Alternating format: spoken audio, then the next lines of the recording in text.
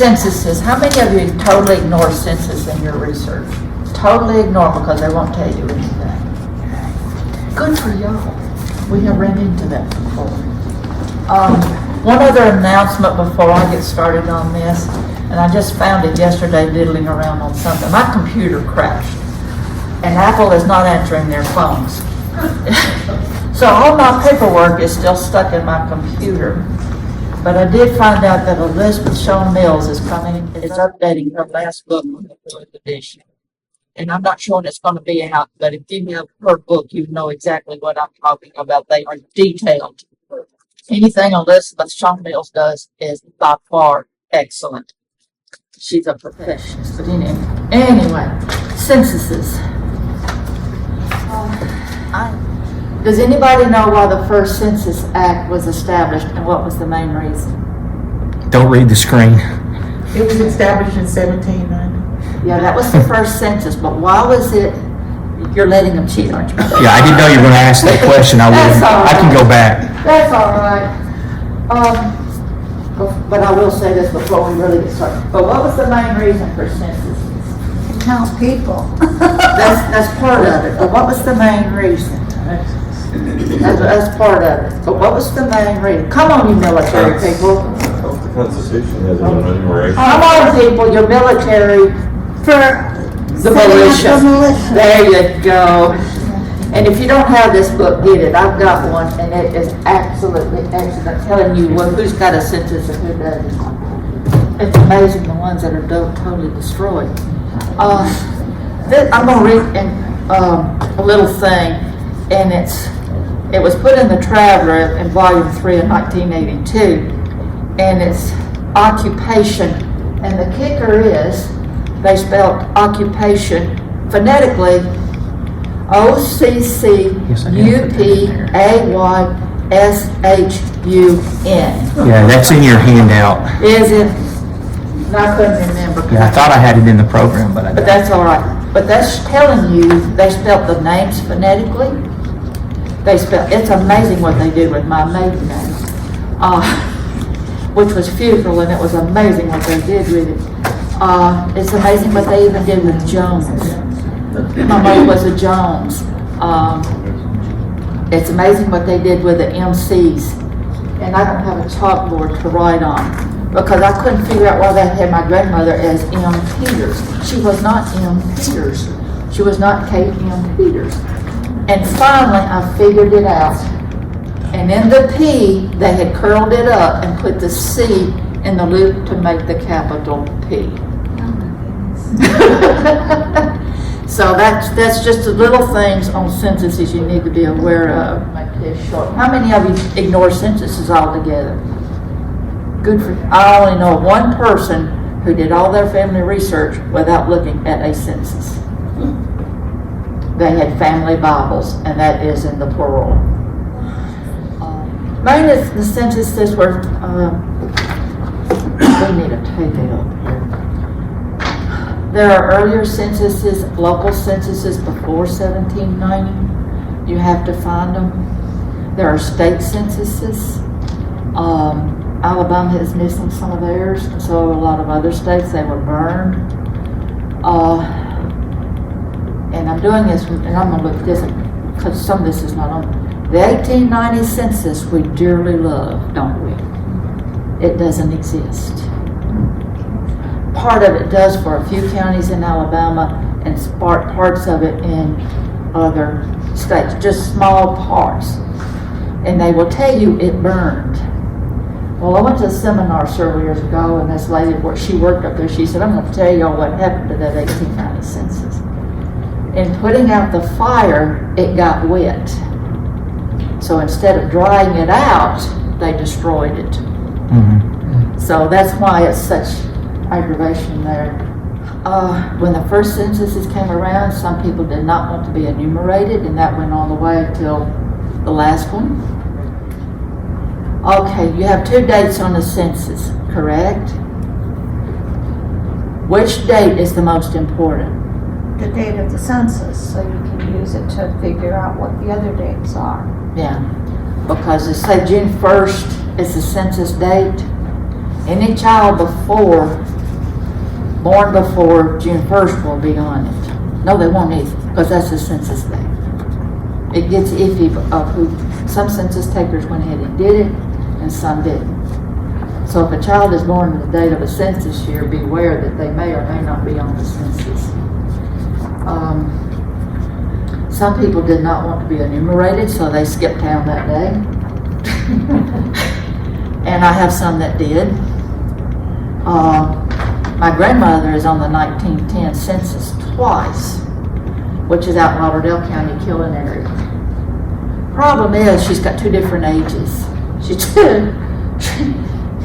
She's one age in this one, and she's another age in that one. So, anyway, this first census, census day was Monday, August 1990, and they did this by horse and buggy and weather.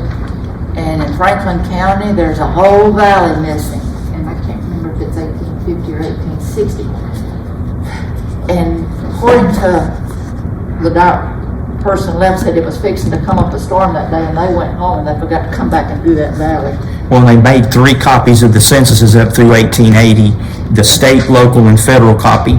Yeah. So when the guy was copying what became the federal copy of 1870, he skipped a whole section of Lauderdale County, Yeah, out here Bailey Springs. which is supposedly in the state copy they have at the state It's not. archives at Montgomery. So It's you not. would, well, that saves me a It's trip. not.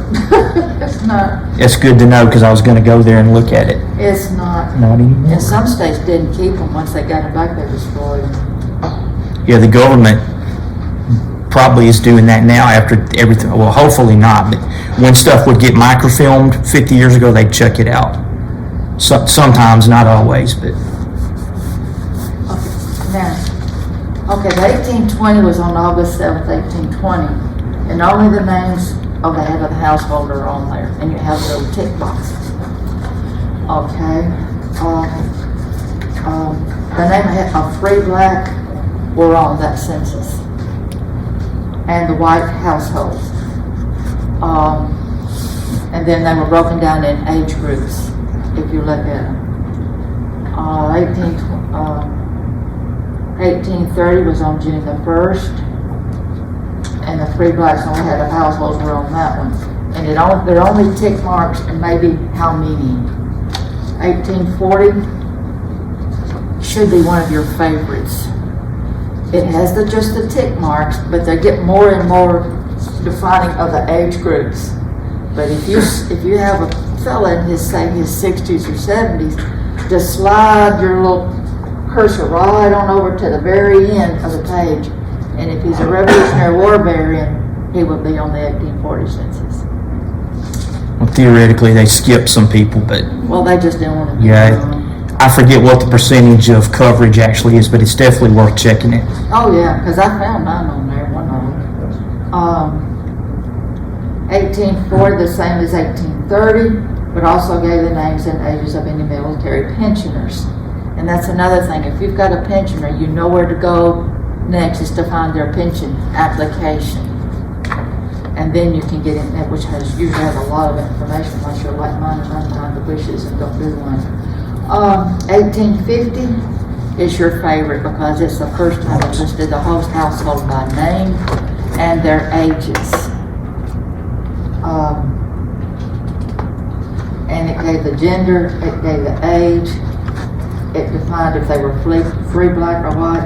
It also the list state or territory of birth, which is a good thing. My ancestors never answered many questions. I think they didn't want anybody knowing their business, but didn't have their great granddaughter at all. Also listed are the value of the real estate, and in doing that, it tells you they own land. So go find the deeds. And he was talking about deeds. By law, a deed did not have to be recorded. Because I looked for one not long ago and I couldn't find it, and I thought, I know where it went. It went to the trash man and cleaned out the house. Because the only reason you recorded one was to protect yourself. But if by law you did not, and to this day, finance companies will make you do it, but like you actually don't have to record a deed today. But I'm grateful for the ones who did. Also, It's a recorder of those who had attended school within that year. And that's where I found mine went to school, but I couldn't figure out where. They were in this 1860 census. They were, quote unquote, out of the country. Their father had sent those 3 children back to England to be educated, to get them out of the country. I finally ran down there book school records. And if they attended school, some of the schools' records still exist. Even some of the old city school records of Florence still exist. And they're up in the old,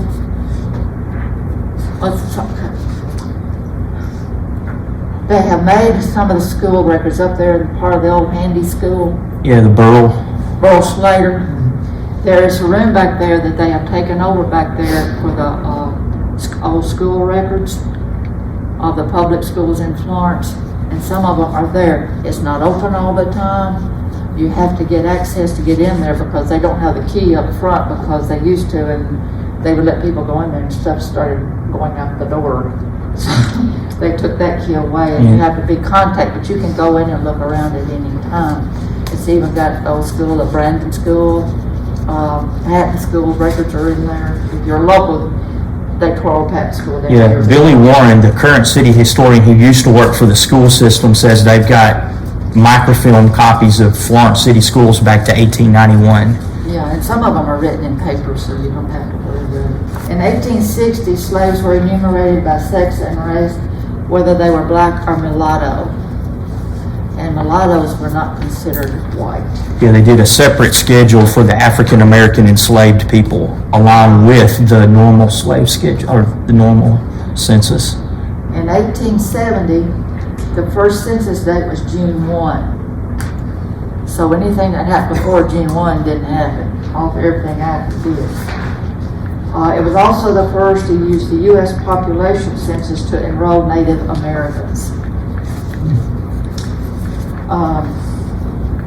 It also identified survivors of the Civil War, as were parents of foreign birth. In fact, they're out of print, but if you can find one, the 1850, 60, and 70 census for Lauderdale County have been published, if you can find them. Yeah, we have them upstairs, but they've been out of print for a while. I have them at home, and no, you cannot borrow them. So I may not get them back. I had a book like that, and I didn't get it back, so I didn't get that. There is, in 1870, there is a large part of Lauderdale County missing. And it's out near Baylor Springs. And that doesn't help anybody, because that's where my ancestors were at. Well, there's a part near Cloverdale missing too, because my Yeah. ancestors would be in there. And Yeah. I know It's they're there all from that the. general area. I know they're there from the Bethelberry church ledgers and the Stony Point church ledgers, but Yeah. they ain't in the census. Does Stony Point still have their church records at church? We have a copy of the church ledger book from Stony Point in Bethelberry upstairs. Oh, sorry. 1900 is your new best friend.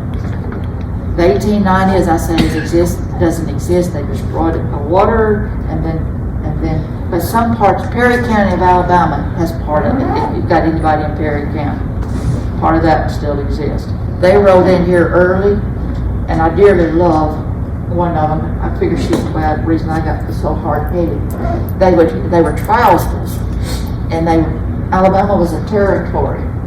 Don't forget to look at territorial records.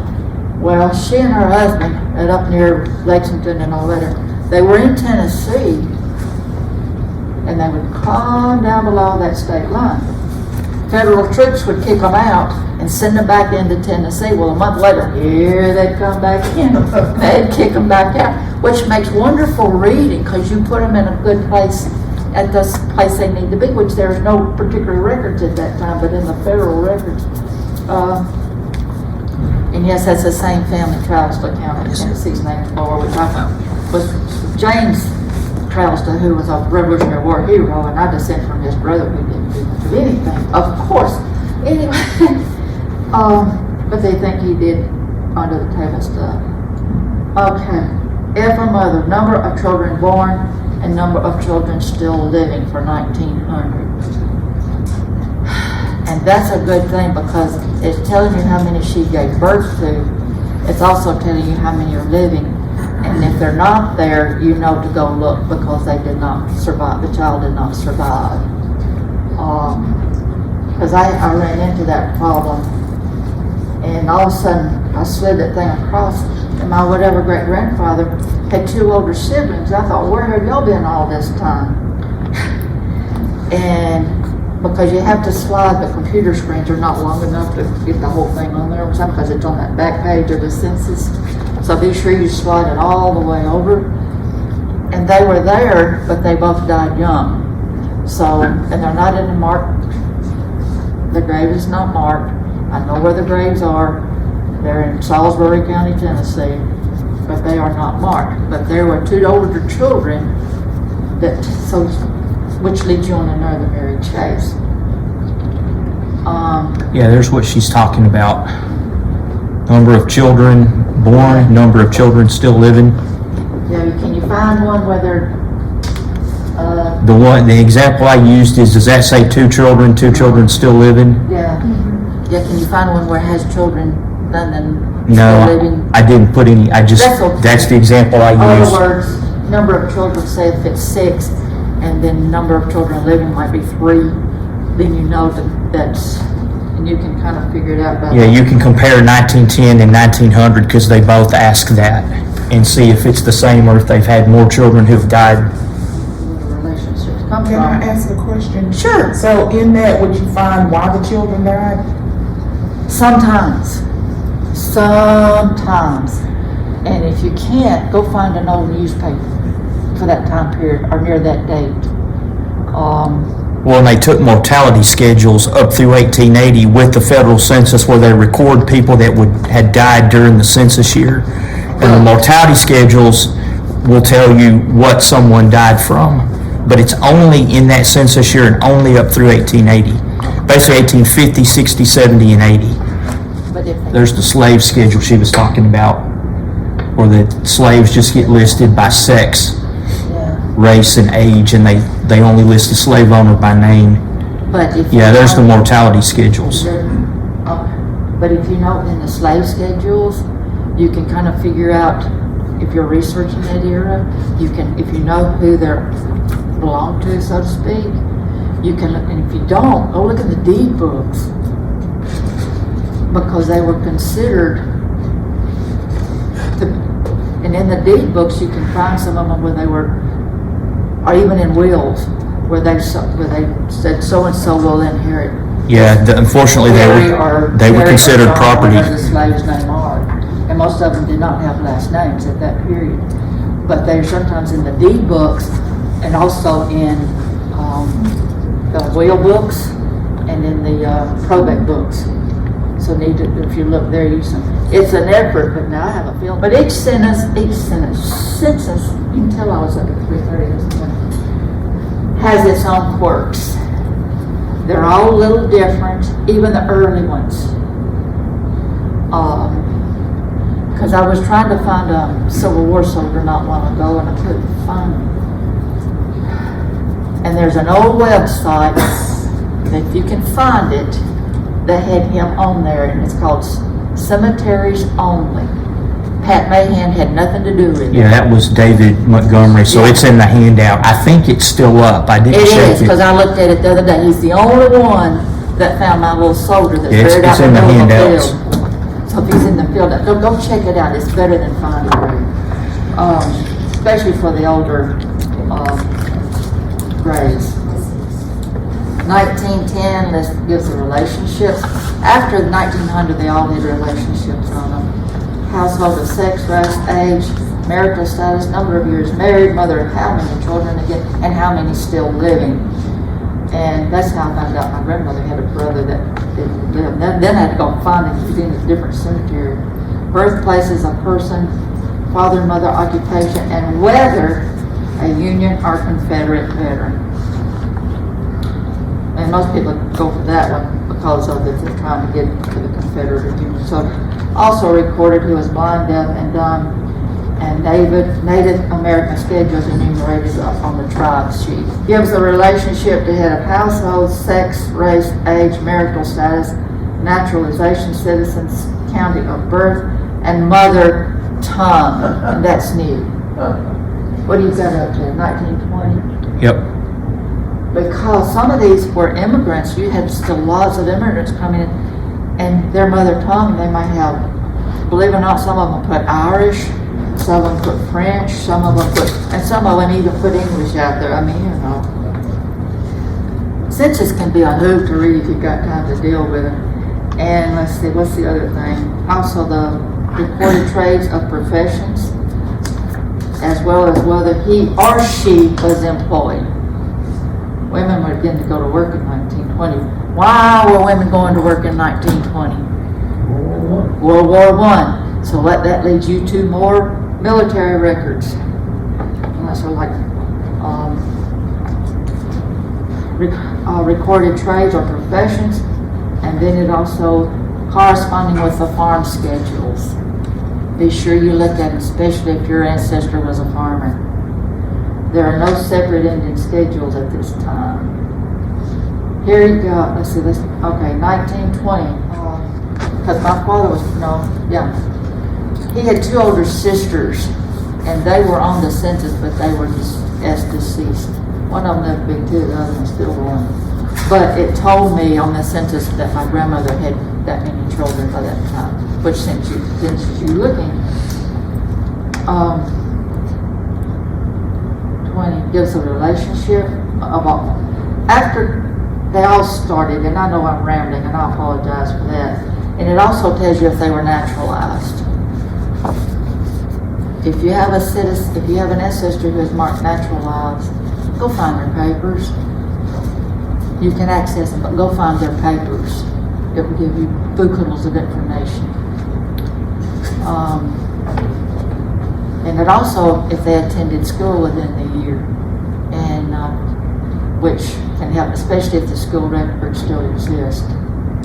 It also recorded trades or professions, as well as whether he or she was an employee, salaried or waged, or working on his or her own account. Also included, where applicable, the number on the corresponding farm schedule. Take that number and go find the farm schedule and see what all they farmed. In 1920, there were no separate Indian schedules. And here's the quicker then. Thanks to Congress, the originals were destroyed. Due to more specific questions as of German, Austrian, Hungarian, and Turkish immigrants, the exact towns or regions of origin may be discovered. Okay, 1930. It was taken on April 1. And it gives the relationships to the head of household, which is the best thing Congress ever did on that one. And it had the sex, race, age at last birthday, marital status, age at first marriage. So, if there's another age out there, and so gives you a chance to go find another marriage record. I had looked for a marriage record for years. Salisbury, Tennessee, which is Hardin County. It's just up the road, kids. Because they migrated here and opened a store. And they lived right where the parking lot of this library is. That's where they lived. I looked for that marriage record for years. It was not in Hardin County, Tennessee. It was not in Shelby County, Tennessee. It was not in the county surrounding Hardin County, Tennessee. And one day I was sitting there and I hit the wrong key. And if I ever get to meet these little couple, we're going to have a long discussion. They went to Fordyce, Arkansas to get married. There's no record they moved there because I tracked them by deeds, I tracked them by censuses. And I want to know why they went to Fordyce, Arkansas to get married. Which tells you your ancestors are not always where you think they should be. And get a handy book. They got the phone numbers for all the courthouses. And I called her and I said, do y'all still have the marriage records that far back? And you never know where your research is going to take you. You never know. And she said, yes. And I said, how much? She said, well, $1 for this and $5 for certified. I told her, I said, that certified check is in the mail. And mother said, why do you want it certified? I said, well, if you've looked for this marriage record as long as I have, you make sure it's certified. And I asked that lady, and she said, well, it'd take me a while to get it. She says, I have to go into the vault. And I said, well, I'm sorry. She said, oh no, I love to go in the vault. That's where the old records are. So you never know where it's going. And I got it. And I've hung on to that thing for dear life. The 1930 gives a relationship to the head of household and all the other information that's been doing. And then at first marriage. And the Indian schedule, anybody have Native American? That's how they took the census back in the day. Yeah. Yeah, that Seymour went, okay. I didn't know you had that up there. That's fine. That shows you he's reading the questions out of that big book and he's writing the answers down. Yeah. So what could possibly go wrong with that scenario? But that's the fun stories. Even with the censuses, it will tell you their ages, and that's the fun stories. I've had to track down on one census I found out, and I thought, where in the world did you come from, sister? Because they didn't show up in the family records. But she died young, so then you have to go find if they're still where they're buried or what happened to them. Is that the one with the radio? Yeah, I asked, did people have a radio set? Both of my grandparents had radios, which is interesting. All right, 1940. It's very much like 1930. It also included questions about internal migration, employment status, participation in the New Deal of Civilian Conservation Corps, which is also known as CCC, Works Progress, WPA, the National Youth Administration. Anybody familiar with that one? Good for y'all. And to ask supplemental questions at the bottom of the page, which included place of birth of parents, mother tongue, whether military, veteran, and usual occupation. That's where I found out my father. I knew he was an electrician, but it's on there. And I think they also asked people where they were living in 1935, which can be interesting if you don't know. It was taken on April 1, 1950, and had 20 questions for all persons. It was shorter than the 1940. And I looked it up, and sure enough, my mother, I thought, I wonder if they were living where they were living when I was born. And they were on Chisholm Road, it kind of clarified a lot, but they were born, that's where they were living in 1940. Additional questions at the bottom of the schedule of numbers 21 through 33C were asked of 6 persons whose name fell on a highlighted line labeled sample. Only the government can come up with this, miss. Only the government. There were 5 versions of the form to vary the sample lines. The person on the last sample line was also asked additional questions starting from 34, there's a period after that. I need to test. College students were enumerated where they lived while attending school. Because somebody said, well, their ancestor went to college and they couldn't find them. Well, they were looking in the wrong place.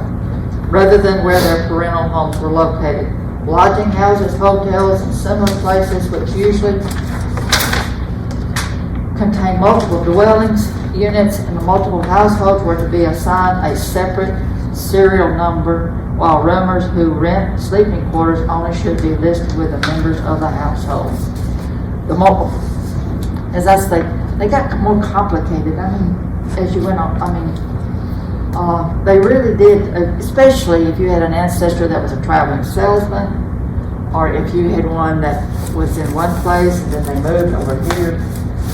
In fact, let's see, what census was it, 1900?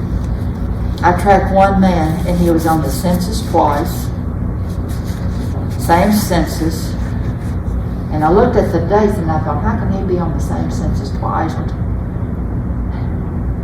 He was doing business over about a day's journey over here. He took the train home, and a day later he was on the census in the other county.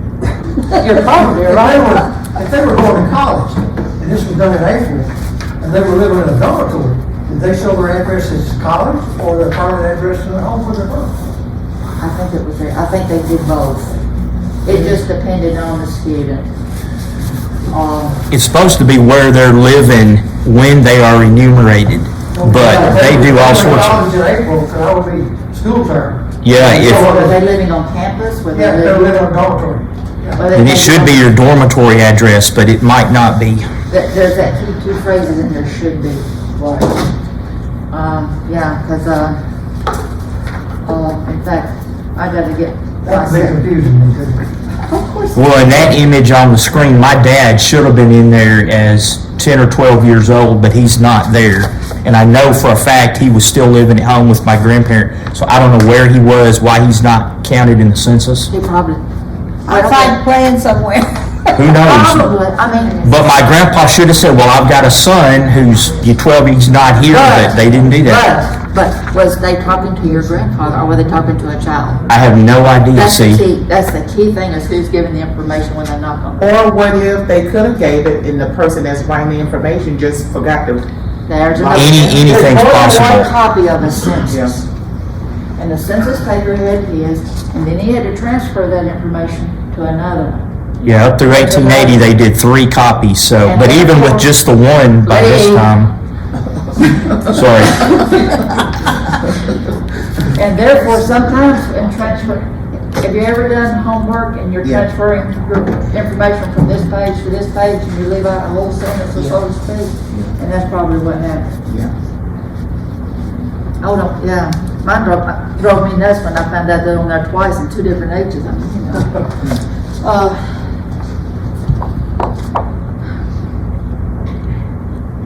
And I say, here's the key thing, supposed to ask the head of the family, do you think the census taker was gonna hang around for daddy to come back home when mother or the oldest child was there? Would you? No, I wouldn't either.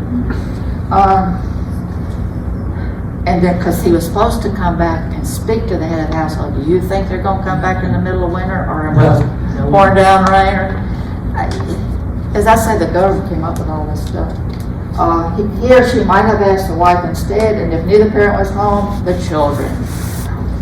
And as I say, my grandmothers, if that was the case, that poor census taker, there is no, in fact, they reversed all the ages of one of them. Or 2 of them, they put the oldest one in the middle and then the youngest one, anyway. And then also, if nobody was home, they'd go next door. And in the county, city's one thing, I had been in the city of Florence and in the county. How far apart is the next door neighbor in the county? A fur piece. Yeah, what, John? See, going back to the 1940s, sure, if they were doing the census, and it was, and a family member was off in World War II, and they interviewed the family, did they give his name? Probably Even not, though he wasn't there. Well, They and- didn't They give his did, some name. of them did and some of them didn't. Well, America wasn't in World War II yet anyway, Not till 41. not till 41, so this would be 1940 when they did the census. But if he was in the military, they do a census of the military base. But it wouldn't show up in the family. Uh-uh. No, Not unless he was home on furlough or something, Okay. supposed to be so you get to have. So it's only the ones they could physically see when they visited. Yeah, it was. theoretically. It was basically a quote, who were the members of the household currently. They were there at the time. Yeah, supposedly who's When I was there. visiting grandma and grandpa, they weren't counted. Well, they could because they were part of the family, but Yeah. if they had moved, Yeah. and a military person would have moved, don't feel bad, I'm still trying to find my phone in 1940. But he kept, don't hurt, he kept moving him up down the eastern seaboard. He never knew where he was. He did not go overseas, but darn, he kept going up down the road. Does anybody know what perambulators are? It's an old World War II terminal.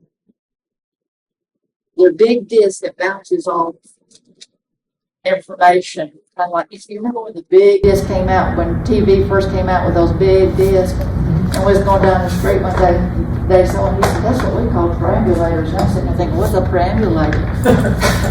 And that's what they called them. And it bounced off signals from the East Coast back to Europe. And I said, why do you know? I was sitting there thinking, and they won't let me have his military records. And I said, why do you know that? And he said, well, that's what, he ran up and down the East Coast checking all that stuff to make sure the signals kept going back and forth. Pentagon doesn't release military records, I promise.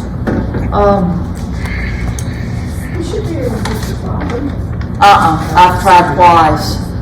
In fact, I'm gonna go home and call them and yeah, well, I can prove it. I've got his dismissal papers because they were in the courthouse.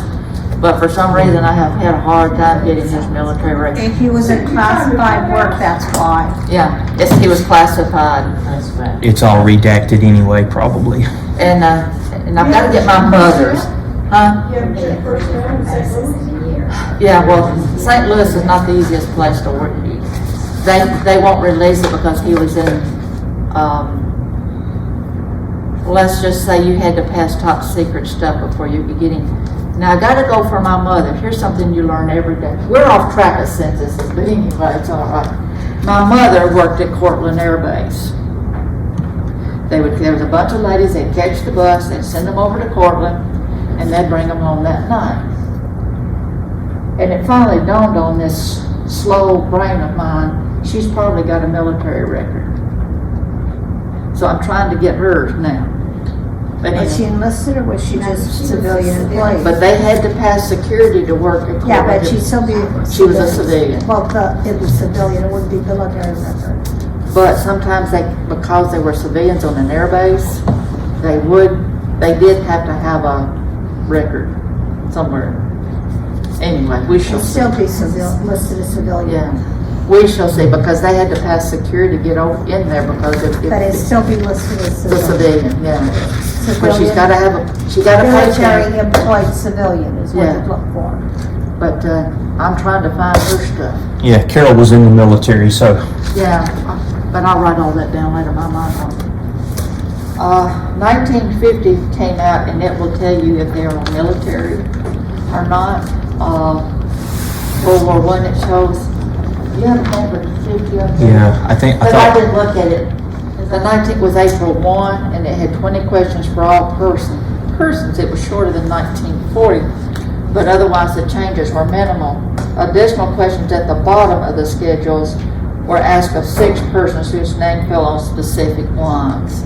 And that always drove me nuts because you had to figure out what the 6 lines were. They're marked, but still, if you're, the censuses on the computer or online are a little more difficult to find the stuff at the bottom of the page because some of them didn't get it all on there. Parental homes were located in lodging houses, hotels, which were usually contain multiple dwellings. Let's see. As we all know, census takers recorded ages incorrectly. Usually they aren't off by more than 5 years plus or minus. Okay, occasionally a member of the family who should have been enumerated was omitted. Found that out more than once. Census taker record the number of children, or the number of years married, occupation, everything. Census pages were typically numbered with A and B. They're all at the top of the page. Don't forget to look at the B page. A lot of people do. The pages for the 1830 and 1840 census consist of 2 separate sheets, which includes the B page, which is a total separate sheet. The 1850 was the first to list everyone in the household by name.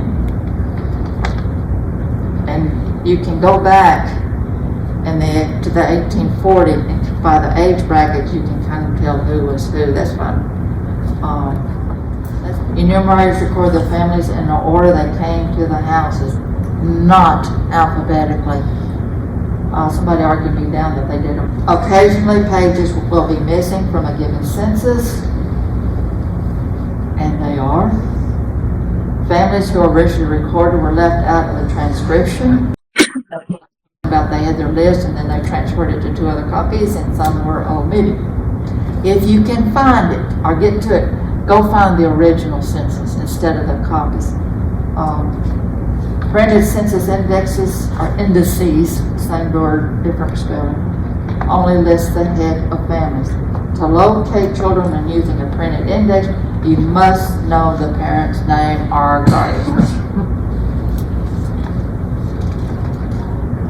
let's see, census indexes were generally published for the 1790 through 1870. This indexes for many states are not available. 1870, the WPA began the Soundex. Anybody ever look at Soundexes anymore? What is the sound of? I knew that was coming. They took the first letter of the name and they knocked out some of the vowels and did mostly consonants years. Because you really don't need them anymore because you can search for the surname. And then you could shorten the name down to what it quote unquote sounded like. And that way you can look it up that way. Since you're interested, I'll give further detail. But you don't see it much anymore because, as I say, you kind of type in your name. Y'all don't know how lucky you are being in this part of, they've got so much online now. When used to, we tried wanting to be online, and then you had to go where the census was. You had to go to who had the indexes, who had the censuses. You had to write for them in some cases long years ago. And the Soundex, it just depended on how they sounded. Let's see where we can. As I say, anyway, pages were missing from a given census, and families were left out. Yep. In some instances, sheets will be out of numerical census. I will say Ancestry and Family Search has put the numbers in sequence. If you go look at them on the microfilm, you might have 16A, and the next page is set 18B, and you're thinking, what's going on here? And just keep scrolling because they're all out of sequence. It does happen.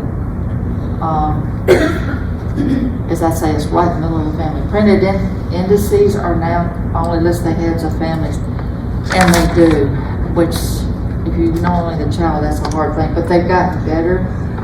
To locate children when using a printed index, you must know the parents' names. That has gotten much better in the last few years because they're indexing everybody, and you can find who they're looking for. I need to update this thing. Indexes were originally printed for 1790, and I have one at home that were published all the way up to 1870. Anybody in here remember the sisters out of Tennessee? They wrote lots of good books out of Tennessee, and they did a lot of the Tennessee censuses. And some of them are in 3 volumes. They're wonderful. You don't have to go sit. Y'all don't even have to go sit in front of a computer screen. I go pull their books off the shelf. They were wonderful. This is census indexes are used much nowadays due to the internet and the fact that sites like Ancestry and Family Search have online indices by every name of given census, not just heads of families. So that helps a whole lot. It all depends on the spell. It's amazing what they did with the name Serena. Since I don't use Soundex much anymore, I'm not going to bother with it, but I'll give you an idea.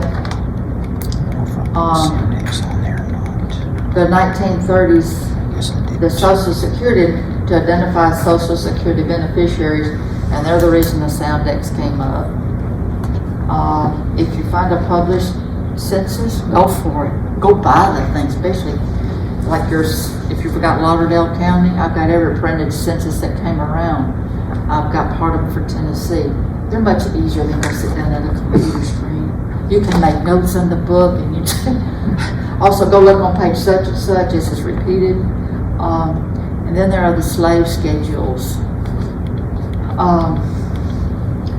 They were in the normal population schedules. However, in 1850 and 60, slaveholding states took separate schedules to enumerate the slaves. So go find them if you're into them. Normally, only the name of the planter will be recorded. So if you know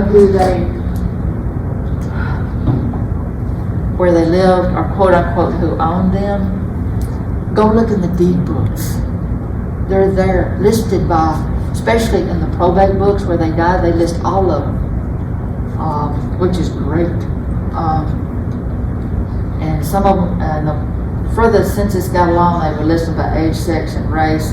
Mulatto or Creole, prior to 1850, numbers of male, female slaves in various age ranges were recorded on page 2 of the census schedule. Can I ask you something? How did they know that they was idiotic? In the Bottom red. red, bottom line on the red. Oh, deaf, dumb, blind, insane, or idiotic. They would How ask, did they know that? they'd ask the slave owner, it's basically, do you have any Well, people that are included mentally whites ill? Also, that included whites also. That line included, it's also in the slave one, but now, Yeah, that's the slave sense, so they basically ask the slave owner, do you have any slaves that are mentally ill? It's basically, that's their word for mentally ill. oh, they also had that on the white schedule. though. Yeah, they did one for white people that were mentally ill in the 1880s, but Yeah. they would just ask the slave owner, do you have any slaves that have special illnesses, handicaps? Are they deaf, dumb, blind, mentally ill, or whatever? That was just their, Language at the time. that was their language for, they did that again in 1880. They took a special census for these people that we would consider people with handicaps. Not too far. Back it up once. To the slave. No, just back it up one page. Because it notices prison inmates and all of that. They will, if they're, the prisons were scheduled, there goes that change. But they were done at the prison. They didn't make a prison. They couldn't do them at home. Right. I mean, I didn't mean to, but that's just the way it is. I mean, I have found mine everywhere, I'm telling you. But the one that keep me, Yeah, they'll do the Lauderdale County Jail, and then it'll be inmate. and Inmate. they're on all of them, and then, yeah. In fact, I had a friend, that she finally found her. Back in the 1930s and 40s and 50s, it was nothing for anybody in the county to have a still.